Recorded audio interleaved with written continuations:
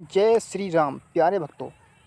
आप सब हिंदू धर्म और सनातन धर्म से ही जुड़े हुए हैं, तभी इस वीडियो पर आपने क्लिक किया है। आप जानना चाहते हो जो मारुति हैं उनका नाम संकट मोचन महाबली हनुमान कैसे पड़ा। तो जी हाँ प्यारे भक्तों, आज इस वीडियो में आपको पूरा डाउट क्लियर हो जाएगा। पूरा रहस्य क्या है, वीडियो लंबी हो सकती है लेकिन वीडियो को स्किप नहीं करना है आपको। तो चलते हैं वीडियो की तरफ। अभी बहुत पुरानी बात है, आपको बता दूँ कि जब हनुमान जी छोटे थे बचपन में, जब उनका जन्म हुआ था तब उनका नाम था अंजने, और जब उनका नामकरण हुआ था तब उनका नाम था मारुति। और मारुति के बाद वो भी नाम धरा था वायुदेव ने। आप वीडियो को बिल्कुल ध्यान से सुनेंगे तब आपको पता चल जाएगा कौन सा नाम ठीक किसने रखा था। मारुति नाम रखा था वायुदेव ने, और वायुदेव मारुति को पुत्रवध स्नेह करते थे और प्रेम करते थे, जो एक पिता करता है। तभी ना उनको पवन पुत्र कहते हैं। पवन पुत्र कहने के अब बात आती है, जब हनुमान जी बचपन में सूर्य देव को निगलने को चले थे आकाश फल समझ करके, तब उनको रास्ते में काफ़ी सारी कठिनाइयाँ आईं, और यहाँ तक कि कालदेव को भी हराया, उनके चक्र जाल में नहीं फंस पाए, और वरुण देव का घमंड चूर चूर किया और सूर्यदेव को भी हराया। सूर्यदेव ने भी माफ़ी मांगी। जब वापसी हुए आकाश पर सूर्य को निकलने के बाद, तब राहु मिलते हैं। राहु पहुँचते हैं इंद्रदेव के दरबार में, और हे देवराज इंद्र, आप स्वर्गलोक के दाता, और आज मेरा समय आया सूर्य को ग्रस्त करने को। तो आप लोगों ने, जितने भी देवता हो, आप लोगों ने संगठन करके एक बालक, तुच्छ से बालक को इसका ग्रास में बनवा दिया। आप ये आपकी सृष्टि के लिए उचित नहीं होगा। मैं राहु हूँ जिसकी खोपड़ी पर भी सवार हो गया, और तो ये अच्छा नहीं होगा सृष्टि के लिए। तो इंद्रदेव कहते हैं कौन बालक, कौन तुच्छ बालक, और ठीक है कौन बानर है, तो हमें ये आप क्या कर रहे हो। तो राहु कहते हैं मुझे मत चलाइए देवराज इंद्र, चलिए मेरे साथ, मैं दिखाता हूँ आपको। तो इंद्रदेव आते हैं और देखते हैं तो हाँ, एक बानर आकाश में बहुत तीव्र गति से उड़ रहा है, जिसने सूर्य को निगला था, और जिसकी वजह से सृष्टि में कुछ हलचल मची, क्योंकि पूरे सृष्टि में अंधेरा ही अंधेरा हो गया था, और बहुत सारी कठिनाइयाँ सामना करनी पड़ी जो सृष्टि को हैं, जीव जंतु और तमाम सारे, इस वजह से। तो इंद्रदेव ने उनको ललकारा, मारुति को कहा, हे बालक, आपकी वजह से सृष्टि में इतना हलचल मचा है, और ठीक है आपने सूर्य को निगला, इसकी उदंडता के लिए आपको क्षमा मांगनी होगी। तो कहते हैं मारुति कैसी क्षमा, मैंने तो कुछ किया ही नहीं, सूर्य को निकला वो मैंने निकाल दिया, और अब मुझे माँ के पास जाना है, मुझे जल्दी हो रही है, और मैं क्षमा नहीं मांगता। अब इस प्रकार की बहस चलती रही, और इंद्रदेव ने अपना ब्रज प्रहार कर दिया उन पर, मारुति पर। ब्रज प्रहार करने के बाद मारुति अचेत अवस्था में बहुत तीव्र गति से पृथ्वी लोक पर जा गिरे, क्योंकि ब्रज का प्रहार तो बहुत संभालना मुश्किल होगा। इधर माता अंजना शिवालय मंदिर में पूजा पाठ कर रही थी कि उनका लाल जो वापस आएगा, और कभी तो आएगा, इसलिए वो पूजा पाठ कर रहे थे। इधर उन्होंने स्मरण किया वायुदेव को, वायुदेव से कहा कि हे वायुदेव, मैंने आपसे कहा था कि इसको दिव्य शक्ति मत दीजिए, उड़ना मत सिखाइए, क्योंकि उड़ना भी वायुदेव ने ही सिखाया था। तो और जिसके का आज परिणाम देखने को मिल रहा है।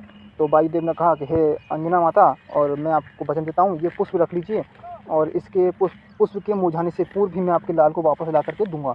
कुछ भी हो जाए, लेकिन इस पुष्प के मुरझाने से पहले आपके लाल को मैं वापस ला करके दूंगा। तो अब जो वायुदेव थे, मारुति को लेकर के कैलाश पर्वत शिवालय महादेव के पास पहुँचे। वहाँ पर नारायण देव और ब्रह्मदेव उपस्थित, उनसे कहा कि हे महादेव, मैं वचन देकर आया हूँ इनकी माँ को, और आप इनको जीवन दान दीजिए। और इंद्रदेव ने ऐसे इनके साथ ब्रज प्रहार कर दिया अबोध बालक पर। ये भी नहीं सोचा कि ये सहन कर पाएगा, नहीं कर पाया, मृत्युदंड देने का उनको अधिकार किसने दिया। इस प्रकार से महादेव कहते हैं भाई ये तो इंद्रदेव के ही बस की है, इसमें तो बहुत नियम कानून बने हुए हैं, और हम ऐसा नहीं कर पाएंगे बिना इंद्रदेव के। तो इंद्रदेव को बुलाया जाता है। इंद्रदेव कहते हैं कि हाँ महादेव जी, जब मैं देवराज हूँ, देवराज पद पर हूँ, और फिर स्वर्गलोक का देवता भी, और फिर मेरे ब्रज प्रहार करने का मतलब ही क्या। जब मैं ब्रज प्रहार करूँगा और आप जीवन दान देते हैं, तो मेरी इस सृष्टि में क्या भूमिका रह जाएगी, मेरा क्या अहम रह जाएगा, मेरे कोई भी खौफ या फिर डर नहीं रहेगा सृष्टि में। तो ये सब नियम कानून बनाते ही क्यों हों जब ऐसा करना होता है। तो फिर ये सबने मना कर दी, बोले हाँ ऐसा नहीं हो सकता, जीवन दान नहीं दे जाएगा, क्योंकि एक बार नियम बन गया, फिर इस सृष्टि में चला आएगा कि एक बार मृत्यु होने के बाद पुनः जीवन दान दे दिया जाएगा, ऐसा फिर हो जाएगा। तो इस प्रकार की ये सब बातें सबने मना कर दी। तभी वायुदेव गुस्सा में आकर के बोले ठीक है, आप अपने नियम कानून से बंधे रहिए, और मैं भी अपना वचन को पूरा करूँगा जो उसकी माँ को दिया है मैंने वचन। तो अभी वायुदेव वापस आते हैं अपने शिवालय मंदिर में, और एक अपनी घोषणा करते हैं कि हे महादेव, मैंने इसकी माँ को वचन दिया है, उसको पूरा करने के लिए मैं अपने आप को समाप्त करता हूँ, और जब मैं ये वचन नहीं निभा पाऊँगा तो मेरा सृष्टि में रहना भी कोई अहम नहीं है रहना, तो अब मैं अपने आप को समाप्त करता हूँ। उन्होंने अपने जितने भी मारुति थे, समस्त सृष्टि में वायु चल रही थी, जो जीव जंतु पल रहे थे, हम अब ऑक्सीजन ले रहे हैं, और ये पेड़ पौधों को ऑक्सीजन मिल रही है, ठीक है, हवा, बहुत सारी चीज़ें हैं जो वायु से चलती हैं सृष्टि में। अब उन्होंने अपने जितने मारुत थे जगह जगह पर भेज रखे थे, सब एकत्रित कर लिए, अपने आप में समाहित कर लिए, और पूरी सृष्टि में हवा चलनी बंद हो गई।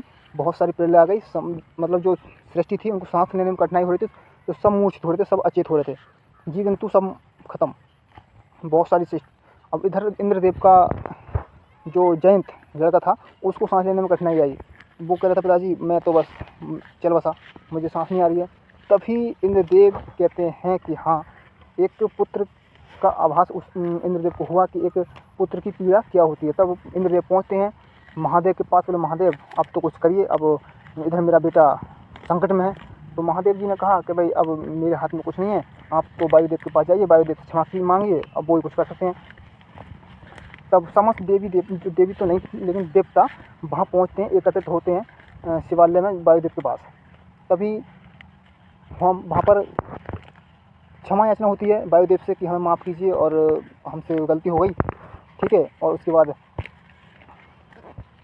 उन्होंने भी मना कर दिया, वायुदेव ने मना कर दिया, बोले नहीं, जब आप अपने नियम कानून से बंधे हुए थे और अब मैं अपने वचन से बंधा हुआ हूँ, तो अब ऐसा नहीं हो सकता। तभी ब्रह्मदेव ने हनुमान जी को जीवन दान दिया, हनुमान जी जीवित हुए दोबारा से, और जीवित होने के बाद हनुमान जी ने ही वायुदेव को योग अग्नि में जो भस्म हो रहे थे उनको वहाँ से बचाया, निकाला वहाँ से अपने प्रेम और स्नेह से कि हे गुरुदेव आप बाहर निकल कर आइए, ये मैं क्या दिख रहा हूँ, इस प्रकार से। और जब सभी देवताओं में संगठन हुआ, सहमति हुई, तो बोले मैं जा रहा हूँ इसकी माँ के पास छोड़ने। वायुदेव कहते हैं,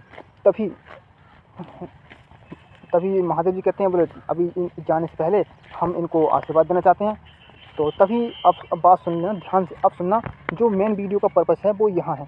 जब महादेव जी ने इनको वरदान दिया, तभी शिव जी ने उनको चिरंजीवी होने का वरदान दिया और कहा कि हे मारुति, आपने जो समस्त सृष्टि को संकट में पड़ने से और वायुदेव को वापस प्रसन्न करने से, उनको संकट से बचाने के लिए, और जो सृष्टि का मोचन किया है, ठीक है, वो सिर्फ तुम्हारे ही अलावा किसी और के सीमित में नहीं था। तो इसलिए तुम्हारा नाम आज से हम संकट मोचन रखते हैं। तो इसलिए संकट मोचन रखा गया। तभी ब्रह्मदेव आते हैं, ब्रह्मदेव भी उनको वरदान देते हैं कि हे मारुति, आप जैसा चाहेंगे वैसा रूप आप धर पाएंगे, और मेरा ब्रह्मास्त्र भी आपका कुछ नहीं कर पाएगा, और आपके जो भी मेरे अस्त्र शस्त्र हैं वो आपकी देह को नहीं भेद पाएंगे। तो ऐसा उन्होंने उनको वरदान दिया।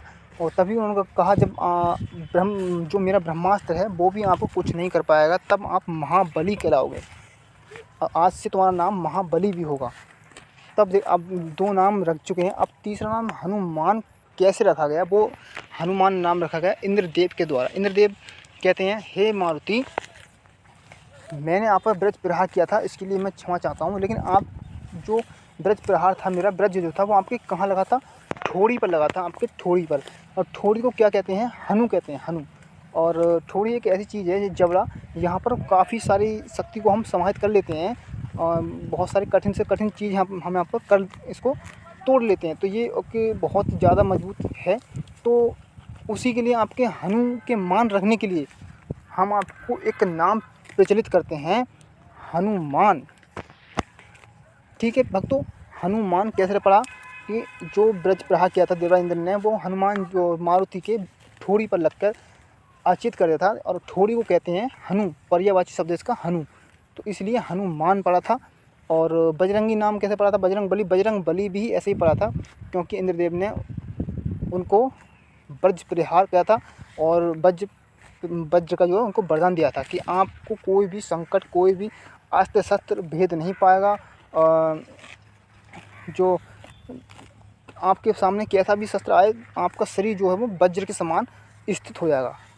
तो आपके शरीर को भी तोड़ना बहुत ही असीमित, ठीक है, माना जाएगा। एक समस्त सृष्टि में कोई भी राक्षस आ जाए, असुर आ जाए, तो आपका शरीर जो है वो कैसा हो जाएगा, वज्र के समान भी आप बना सकते हो उसको, एकदम टीला पत्थर जैसे मान, ठीक है। तो अब समझ चुके होंगे आप कि संकट मोचन नाम कैसे पड़ा, महाबली नाम कैसे पड़ा, ठीक है, हनुमान नाम कैसे पड़ा, और बजरंगबली नाम कैसे पड़ा। इसीलिए ये तीनों चारों वरदान एक साथ दिए गए, इसीलिए इसको एक साथ ऐड करके नाम लिया जाता है, संकट मोचन महाबली हनुमान। और इंद्रदेव ने ये कहा गया कि इतने सारे नामों में से आपको जग प्रसिद्ध नाम जो होगा वो आपका हनुमान होगा। आप जग प्रसिद्ध नाम आपका हनुमान होगा। ये सृष्टि आपको हनुमान के नाम से पुकारेगी। तो हनुमान जी के नाम तो बहुत हैं, लेकिन जग प्रसिद्ध नाम जो है वो केवल हनुमान जी है। तो आज की वीडियो आपको कैसी लगी? आपको पता चल गया होगा संकट मोचन महाबली हनुमान कैसे नाम पड़ा, पूरा रहस्य। आपको वीडियो बहुत लंबी हो चुकी है, तो चैनल को भी लाइक कर देना दोस्तों।